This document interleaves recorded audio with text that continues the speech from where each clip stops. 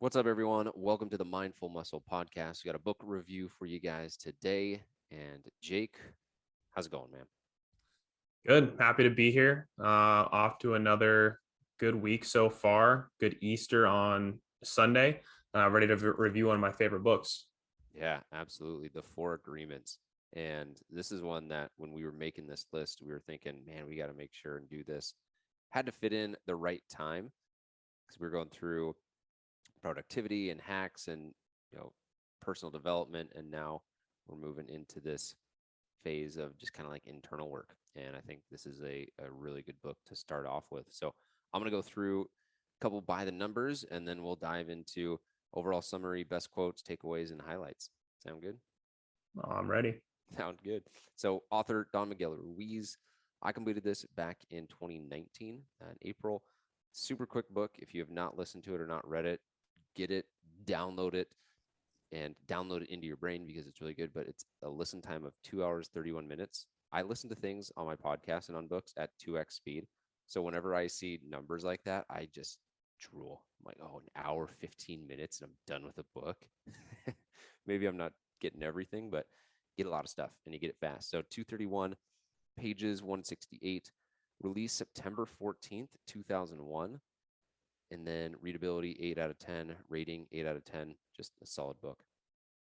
Yeah, for me, geez, I forget. This is one of the last books I read before I started really habitually doing reviews, like systematic reviews. So I want to say I read this at the end of 2019 or beginning of 2020. But I would rate this and The War of Art up there with the two books that really changed my thinking the most and really have had the biggest impact on me of any books that I've read, just because it articulated so many things that I had an intuition about, but I didn't really understand how to put into words, and really just broke so many old beliefs. So this book for me will be one of the few. I try not to be someone who hyperbolizes these reviews, but I have to say this book for me is a 10 out of 10 readability and rating. I love this book. It's one of my, if I was to tell someone, there's three books you could read for the rest of your life, this might be one of them. Yeah. Yeah, absolutely. The overall summary for me and how I look at it and take it away, and one of the reasons why I like it so much is it is a really good system for revealing and really shattering self-limiting beliefs that are going to rob the reader or the listener of joy, happiness, and ultimately creating the life that they want. So this is very much a life-changing book if you let it and if you allow it to kind of untangle those self-limiting beliefs. Yeah. The part that, especially in the beginning of the book, that I found so interesting and kind of sets up the framework for the rest of the book is there's two phrases that he uses that are very key to me. And the first one is the domestication of humans. So just kind of centering around this idea that all the things that we think and say and all the ways that we live our lives and the things that we see as just non-negotiable parts of life are all ideas and concepts and things that have been projected on us by other people. And that's not to say that these things are all negative. Like, for example, laws are something that are not finite and not necessarily tangible parts of reality and are projected on us by other people. But of course, we need laws to have an organized society. So it's not to say that all those things are bad, but just understanding that so few things are really, truly objective, as objective as the ground beneath your feet and the food that you eat and things like that. So many things are just creations, good and bad. And the other phrase that he uses a lot is the book of law, which is essentially the belief system that rules our mind. And so that ties in as well, just the things that, again, we believe to be our guiding principles and the things that we judge outcomes and opportunities in our lives with. And so those are two really interesting concepts that I thought about a lot in reading this book and in revisiting it too. Yeah, I think the domestication of humans is a super interesting one because you can take twins, put them in two completely different environments, two completely different cities, two completely different neighborhoods, and they turn out different. And it's a really helpful way of, for me at least, of realizing how much your environment shapes you. And very few things are by your own free will. Not that you're not living by your free will, but even just the idea of podcasting. It's something that we enjoy doing, but we enjoy doing it because society says that that's something that we should do in a way. Yeah, it reminds me of the Steve Jobs quote that goes something like, everything around you that you call life was made up by people no smarter than you.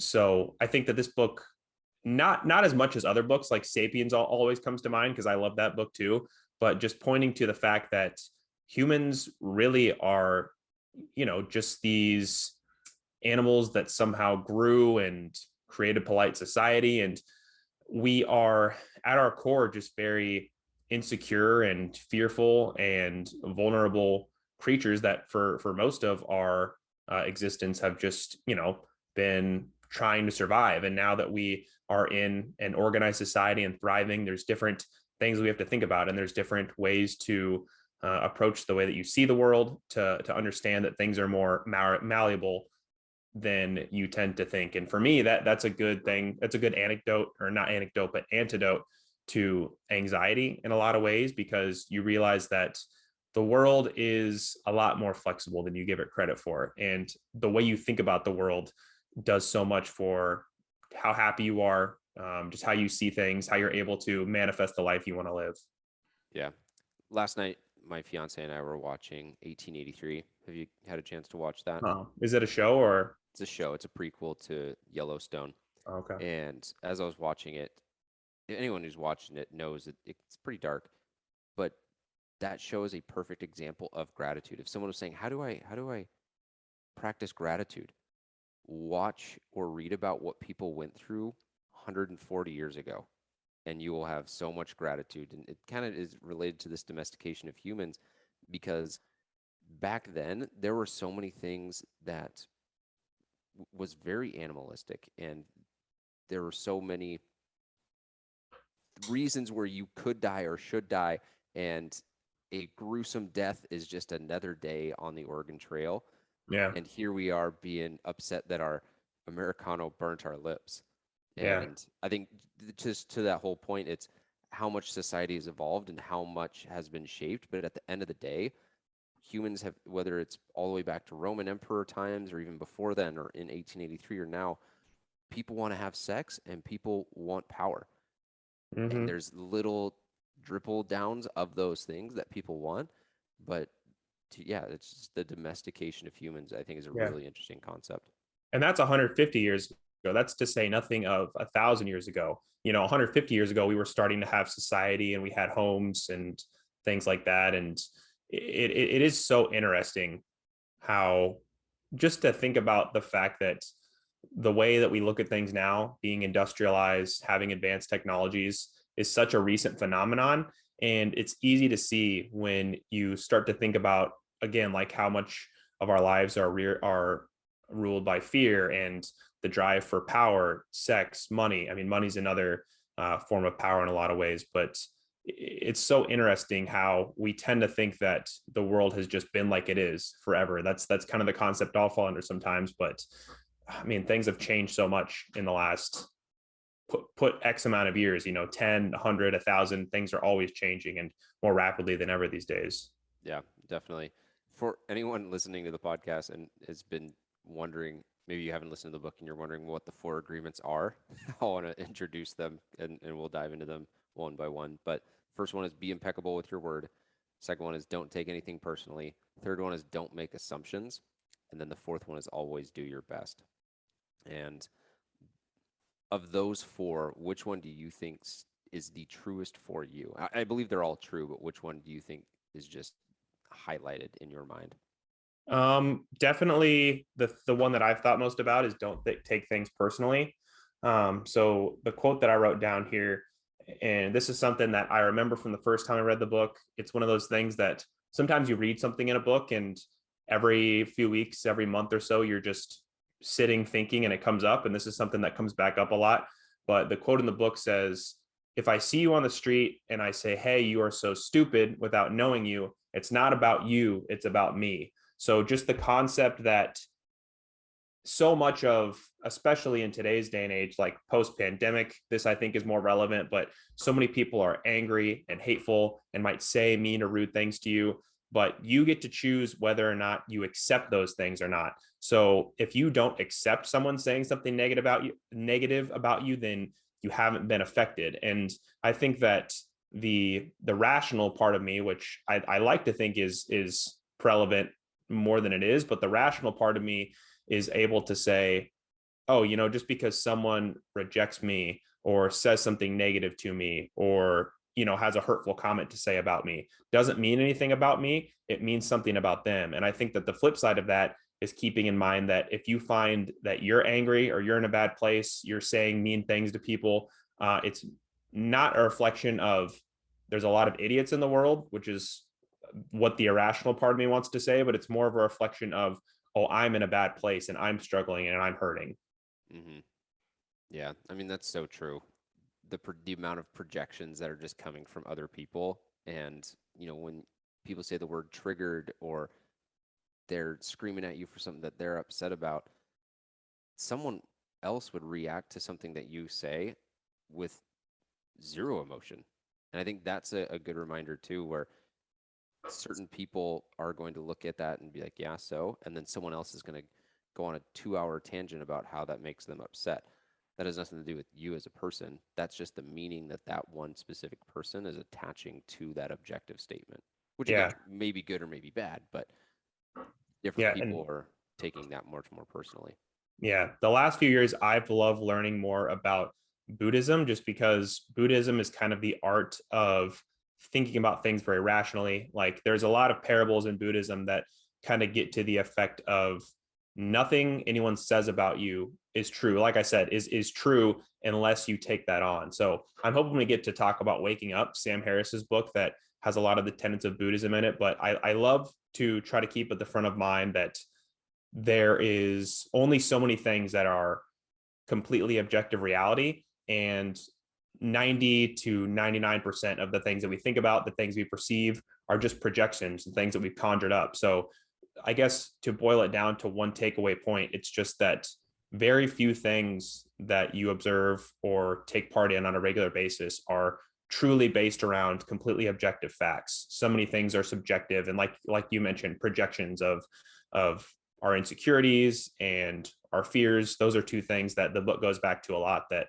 like you said, people are very driven by fear, anxiety, insecurity. And so that's where a lot of this comes from. Yeah. And I think don't take anything personally and don't make assumptions has a lot of crossover. And Yeah, don't they're make very tied assumptions together for sure. for me is the big one, because when I see don't make assumptions, I almost trade assumptions for anxiety, because in a way, anxiety is the fear of a perceived threat. And anytime you're making assumptions, whether that's in communication or you're making assumptions about how you're going to be perceived at a party or how work's going to go, whatever it is that you have anxiety about, your brain is filling in the blanks with what is going to happen, right? And so it's all happening in your amygdala, and it's trying to say, all right, based on the information that I have, I only have 40% of the picture, but I'm going to go and try and recreate the rest of the 60% so that I can have some form of understanding as to what's going on. Yeah. Right? And that's anxiety 101. That's assumptions 101. We had a conversation, Haley and I, and just like over communicating, and it was based on the podcast that I released on Saturday with Colin Henderson, where he was saying like 95% of disagreements or disgruntlements, whatever that word is, happens when people aren't communicating, and then you're having to fill in the blanks. And so just really doubling down on communication so that there is no ambiguity as to what the other person is saying. Yeah, I think that another really good example comes to mind for me about not making assumptions. Like I said, about not taking things personally. I love the example of someone says you're stupid. Well, what does that say about them?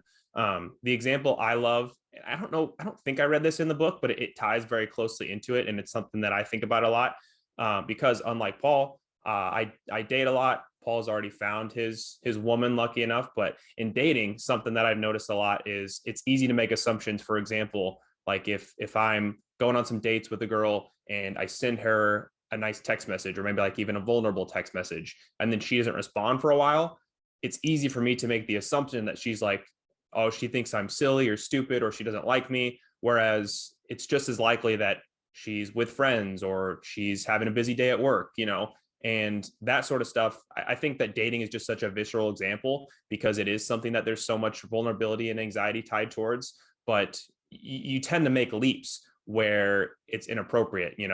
I've heard the term Occam's razor before, where the most likely explanation is the explanation.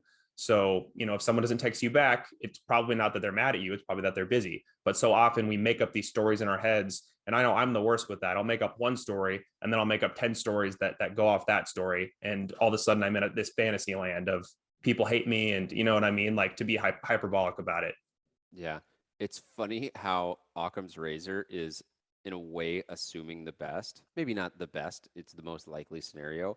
But then Murphy's Law is anything that can go wrong will go wrong. So you're Mm-hmm. trying to balance, oh, she probably is with her friends, with, oh, she probably is planning and plotting my assassination Mm-hmm. or Mm-hmm. something like that. I just started cracking up when you started going through that example because everyone has been there. I have 100% been there. And it is the worst because I don't know if you have this on, but people will have their text message read, right? The Mm-hmm. read receipts. And I remember being even in middle school, I had a full system. If they respond within 1 minute, things are good. If they respond within 2 minutes, things are good. Once I got outside of 5 minutes, then we were on shaky ground. And Mm-hmm. 6 minutes was like anxiety. Anything over 10 was they're too busy for it. I just had Yeah. like every minute had this huge meaning assigned to it. God forbid they had to go to the bathroom or wash their hands Yeah. or something and And the didn't bring their rational part phone. of Yeah. you, it's funny because the rational part of you wants to go, okay, don't look at that at all. Don't look at when they read it. That's not doing you any good. You can't do anything about that. But you still want to because you have this need to, I don't know, just it's almost like self-flagellation. But you have this obsession with, oh, did they read it? Are they going to reply? Whereas again, like like I've mentioned a couple of times, there's a rational part of yourself and the irrational part. Often, too often, ruled by the irrational, but the rational part of you would be like, okay, I sent this text, they can respond or not. It does me no good to go see if they read it or not. But that's Yeah. easier said than done. Yeah. And I think the interesting balance to that too is something like a stereotype or a cliche. Well, those things exist because over a long enough time horizon, they've been patterned out to be true. And so Mm-hmm. you've been trying to Yeah, yeah, that's true. fill in the blanks and try and get your answer that way. One of the things I wanted to come back to was the taking things personally, just because I'm going through this book and reading it called Alter Ego. It's the alter ego effect. But I think that's another one too, where the book talks about an athlete or a musician, the musician or even the celebrity actor, actress might get hate, but those people who are able to develop an alter ego around, oh, well, that's David Bowie. David Bowie gets love and adoration for his music. He also gets hate for his music, but I don't. Sasha Fierce is the one singing up there and dancing provocatively, but I'm not. I'm Beyonce Knowles. I would never do that. And I think that's another thing to maybe help with the taking things personally. If you are put in a situation where you're putting yourself out there, they are attacking the character that you have created, not necessarily the character that you are. And I know that that's very nuanced and takes a lot of mental gymnastics to get through. But I've been loving this concept recently of saying, okay, in different arenas of my life, he calls it fields of play in the book, I am different people. And so I'm going to like mentally put on that cape or mentally put on that helmet and sweet, now I'm, this fictional character. If something happens, I have the traits, I have the beliefs, I have the skills of that character. But then if I'm getting shells at that version, oh, that was Max. That wasn't Paul. Like, yeah, Max is a total asshole. You're right. But Mm-hmm. Paul's not. Paul's an awesome guy. You should get to know him. Yeah. Is it tough for you to make the differentiation? Is there anything that you feel like when I'm at my best, it's easy for me to differentiate between these two people, but when I start to let things slip, the line between them starts to get more blurry? Because Yeah. that's kind of how I feel about it too. Well, with the book, it talks about ordinary world and extraordinary world. And so in the ordinary world, you live in what is essentially taking things personally. It's making assumptions. It's not doing your best. It's not honoring your word. And so one of the questions I like to ask clients and myself from a belief standpoint is, what if the exact opposite was true? So the girl doesn't respond for 10 minutes. You're thinking that she thinks you're a total noodle. What if the exact opposite was true and she's so nervous to respond back to you because she thinks that Yeah. you're the one? Mhm. Both are possibilities. Yeah. And so that's the extraordinary world where you have all the traits that you want. You do all these things that this book mentions, and at the end of the day, we get to choose how we want to show up. We just got to remember that we have the keys. Yeah. I think if you give yourself permission, you can think about the best scenario that's unlikely just as much as you can think about the worst scenario that's unlikely, but we tend to just do the latter. But sometimes we tend to think, oh, everything's going to shit, nothing's going to work out.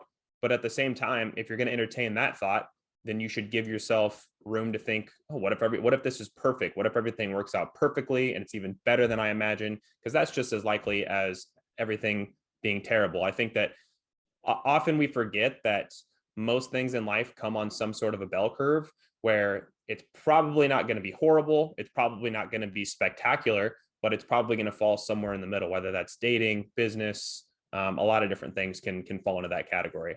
Yeah. Yeah. Curious on Um, your thoughts with being impeccable with your word. being impeccable with your word, I think that's maybe the toughest one out of the four, just because it's so easy. Another book that I love from Sam Harris is the book Lying, where he essentially makes the argument that you should never lie, but that there is, and I think that Don Miguel Ruiz would agree with this, that there's context where maybe you don't answer the question that's being asked of you directly. So, like a good example from the book Lying is Sam talks about the question of if your girlfriend or your wife was to say, "Does this dress make me look fat?" And what a response could be that's not a lie is you just respond with how beautiful she is and how much you love her, because that's really the intention of the question. So being impeccable with your word, I think, doesn't mean that you have to be 100% transparent and honest at all times, because that kind of has the connotation of someone who's, we all know someone who's kind of a dick and is just too honest all the time. But keeping in mind what people are looking for and giving them what they're looking for. But also, I think the part that makes me say that being impeccable with your word is the hardest is sometimes that requires saying things that make people uncomfortable, but are going to lead to better outcomes in the long term, versus it's easy just to pretend like things are fine and tell people what they want to hear in the short term, and that feels good. But you can come to rifts in a relationship, in a friendship, in a business relationship, or anything like that if you focus too much on what feels good in the short term and ignore being honest with people for the sake of the long term. Yeah. I think an interesting lens with this is your word versus your core values. So if you make a promise that goes against your core values, and the reason why I think of the word, almost think of biblically, the Bible is called the word, which is how you live your life, which could be for someone their core values. And so if you're being impeccable with your word, your core values, your belief system, that might require you to go back on a promise that you made when in a short-sighted agreement you said that you would do something that is against what you said you would do, which is me just again doing mental gymnastics. But whenever I see this phrase, "be impeccable with your word," I just think of honor and integrity. And I think you said it on a previous podcast where right and wrong for the most time you don't know. If you don't know, it's when that judge said, "I don't know what the definition of porn, but I know it when I see it." Mm-hmm. Right. And so being impeccable with your word, I don't know the definition of it, but I know it when I see it. Yeah, I like. Have you ever heard the David Foster Wallace speech? Slash, I think it's also been translated into a book. This is Water. Mm-mm. It's a really good resource that I like to go back to a lot. But one of the things, it's essentially, to summarize it in a sentence or two, just about how we become so infatuated with our own inner worlds that we forget that everyone else is living this complex inner world as well. But one of the things he talks about is he calls it the capital T truth. So the things that are really important and that need to be said, that are sometimes difficult, because again, I think that being impeccable with your word, there's so much to that beyond, you would like to say that you could suffice um, holding that agreement just by being honest with people and telling the truth and not lying, but it's so much deeper than that. I think being impeccable with your word means, again, if it's in the context of a relationship or a friendship, sometimes just saying things that are difficult, are that need to be said, or even on the flip side, knowing being impeccable with your words sometimes means knowing when to leave things unsaid and finding the right time. And being impeccable with your word can also translate to just how you live your life. Like you said, being impeccable with your word means if I state to have these core values, something that we talk about as a company a lot is being in alignment with our values. And so if we tell clients that they need to get enough sleep and they need to track their food, et cetera, whatever it is that we tell a specific client, that we need to hold our end of the bargain as well. So being impeccable with your word, it extends so far beyond just saying, don't lie, be honest. That's kind of the lazy way of looking at it, whereas it's so contextual in so many different parts of life. Mm-hmm.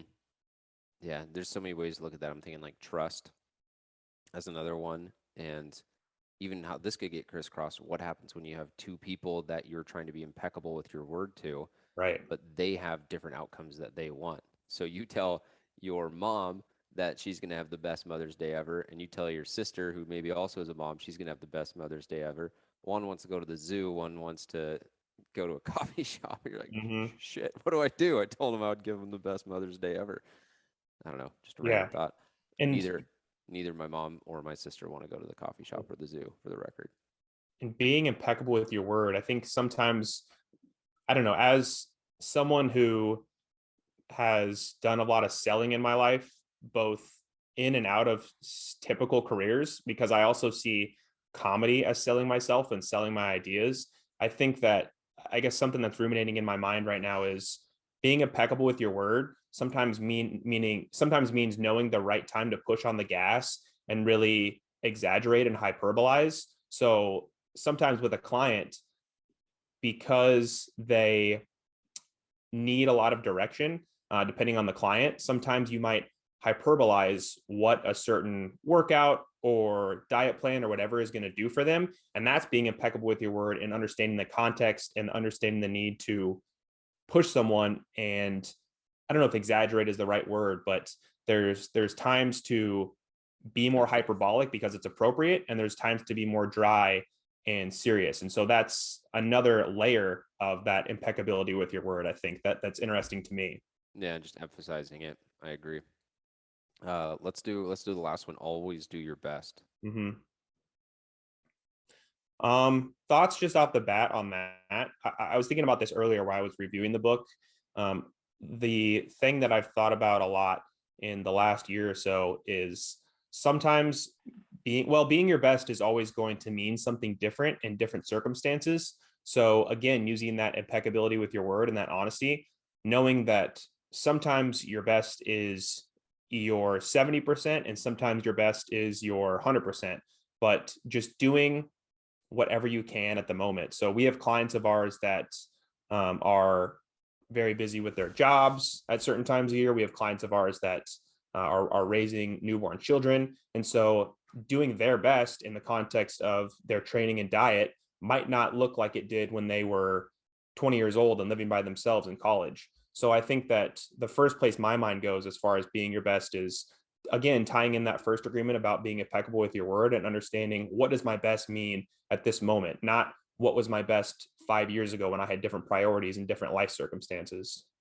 Yeah, I think with that, always doing your best. What does that mean to you as far as when you read doing your best? I kind of went into where my mind goes, but just right away, what do you think of when you think of you doing your best and people that you care about, or even people that you coach doing their best? Where does your mind go?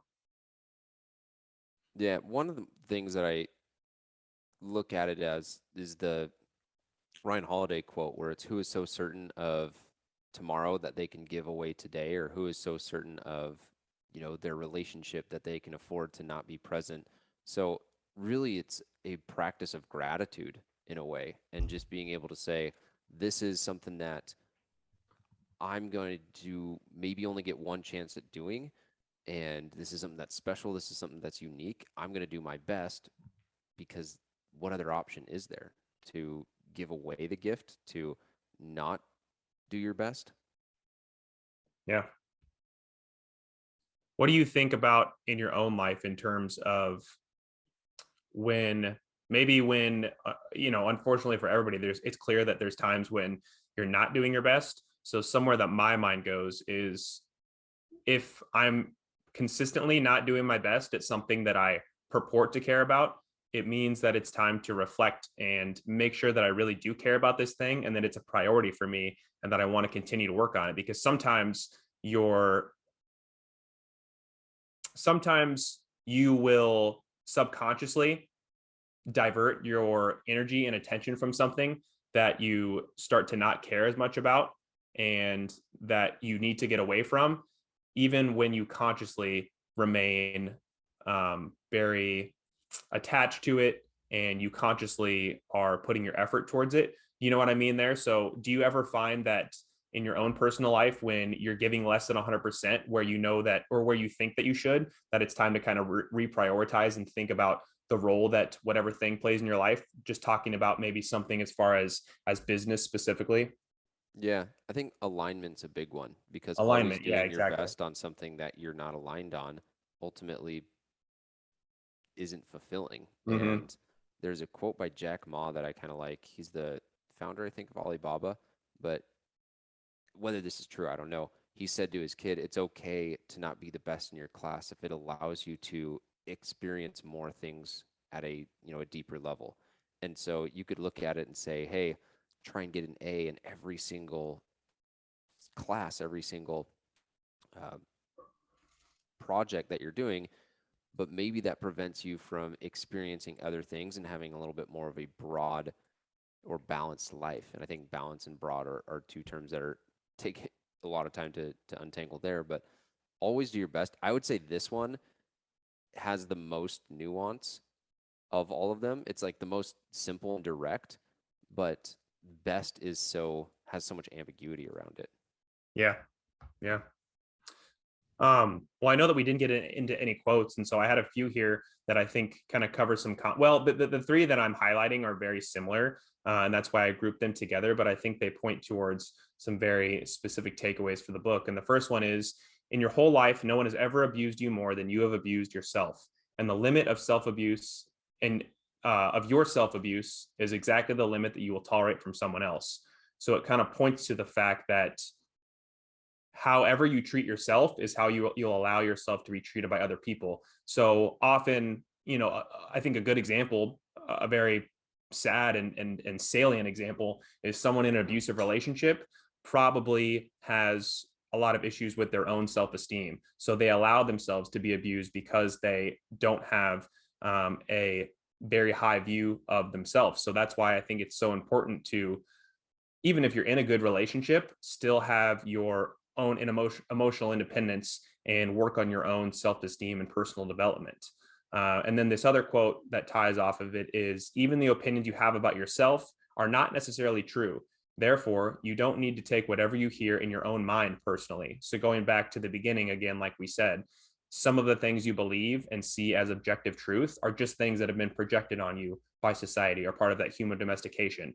And then the third one here: this is why we have a fear of being ourselves around others. We think everyone else will judge us, victimize us, abuse us, and blame us as we do ourselves. So even before others have a chance to reject us, we have already rejected ourselves. That is the way the human mind works. So again, tying back to that projection of, oh, I can't tell people what I really think. I can't tell people what I really care about. They're going to think I'm dumb or silly. And again, that just goes back to letting society's voice and values into your own mind.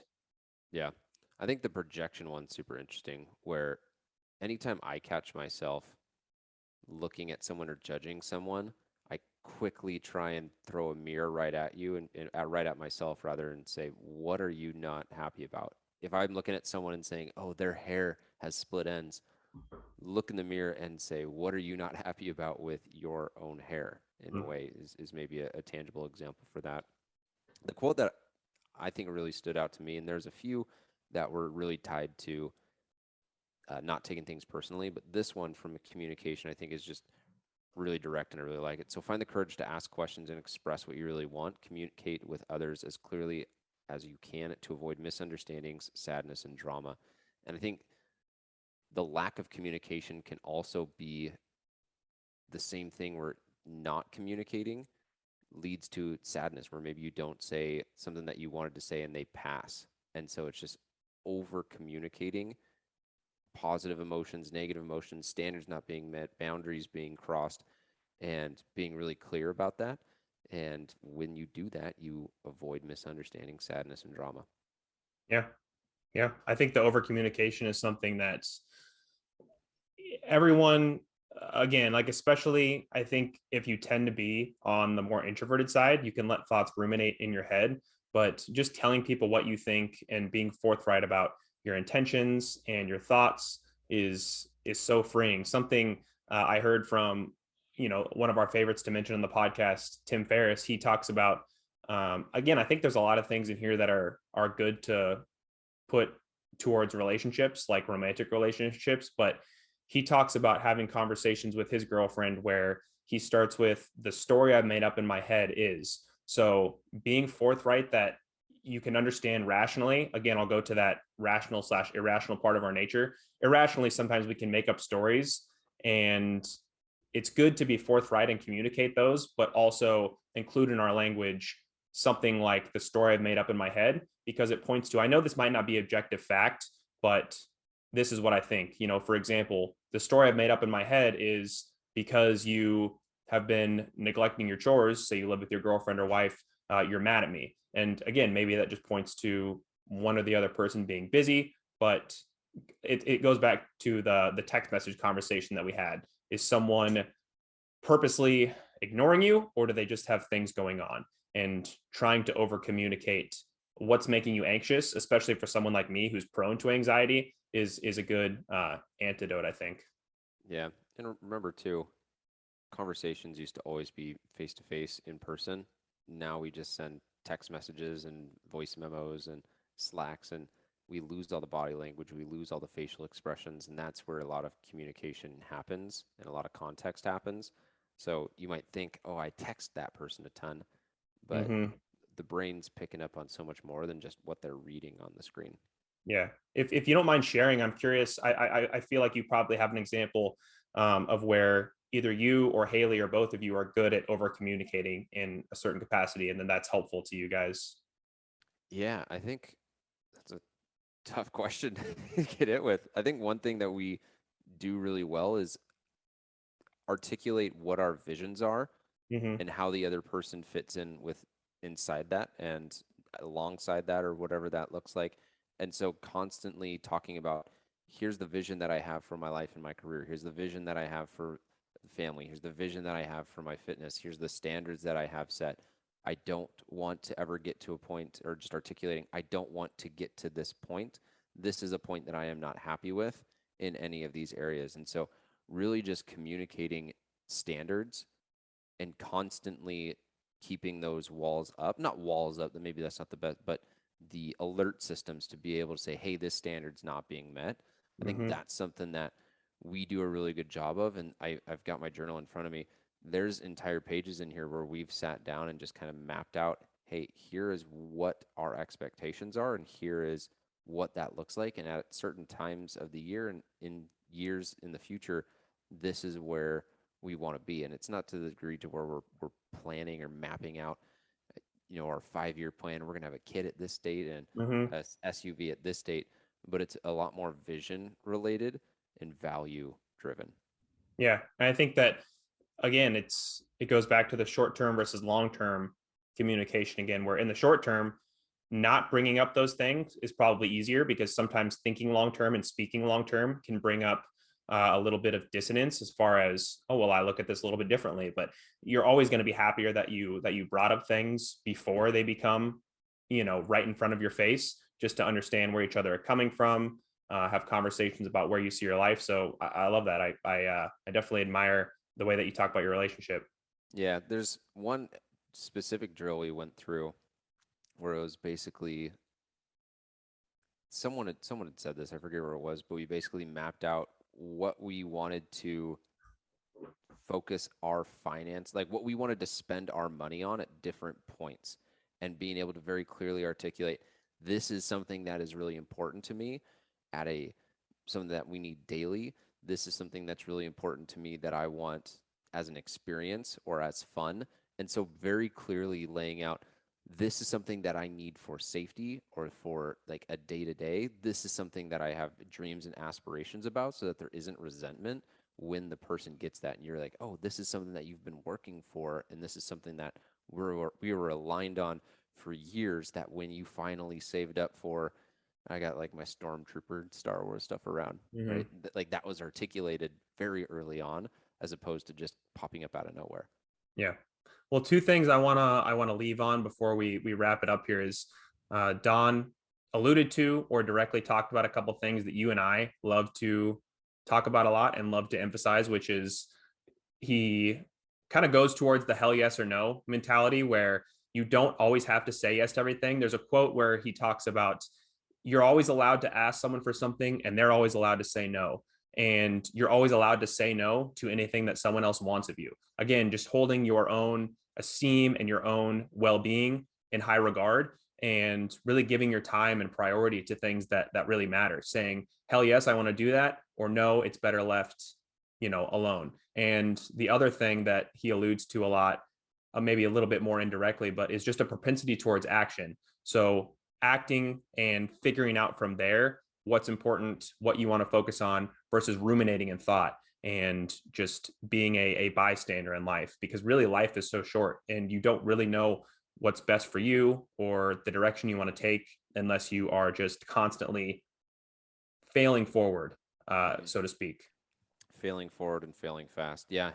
If you look at his four agreements, impeccable is very absolute, anything very absolute, always absolute, best absolute. So he definitely lives in this mental space of almost, I would say, maybe binary, but at the same time, I think these are just really good principles to have in place. And with that too, you are going to create your own story. I'm going to create my own story as to what impeccable is and to Mm-hmm. what Yeah, best is. 100%.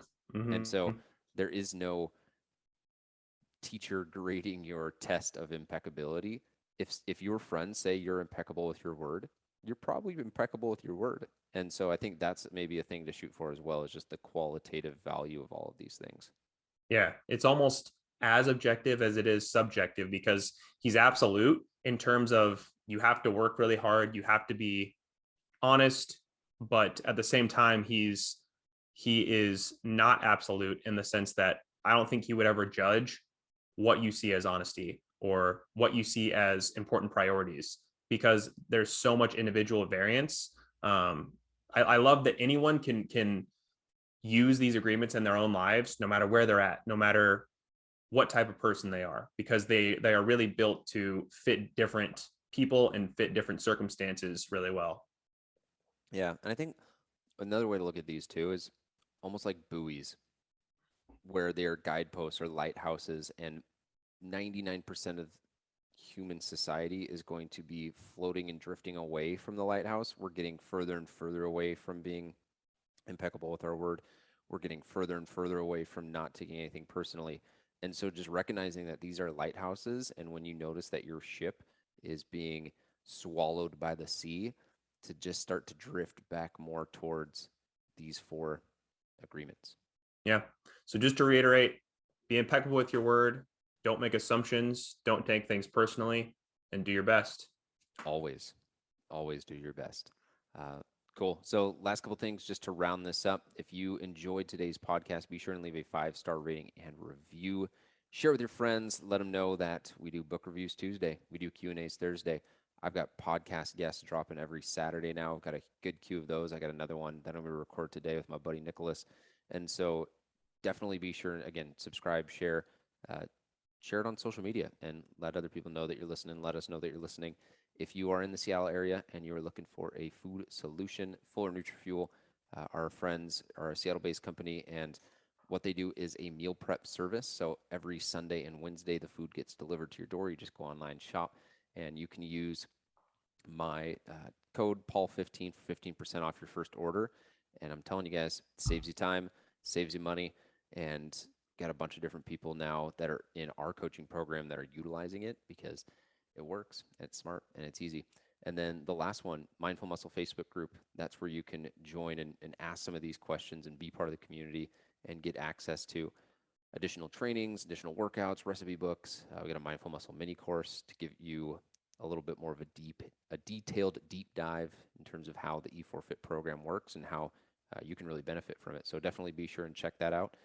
And other than that, April 19th, we got Q&A Thursday and another And tomorrow podcast night dropping we on have Saturday. the Atomic Habits nutrition presentation. Yep, we'll be doing that for the Mindful Muscle challenge that we're doing, 30-day challenge that's kicked off and that's starting. So a lot of things going on, and we're going to just keep crushing it because we love doing the podcast. They're up on YouTube. Be sure and subscribe to the YouTube channel as well. And while you're at it, just like send us all $1,000. Yeah, if you don't that's my mind. that's my last CTA. Cool. Jake, any last thoughts before we sign off? No, read the Four Agreements. It's super short. It's one of those books I can more easily recommend because it's so high value and it's so short. So pick this up if you haven't. Huge upside, literally an hour and a half listening time, and you can read it in 2 hours. So knock it out. It'll be the best 2 hours you spend.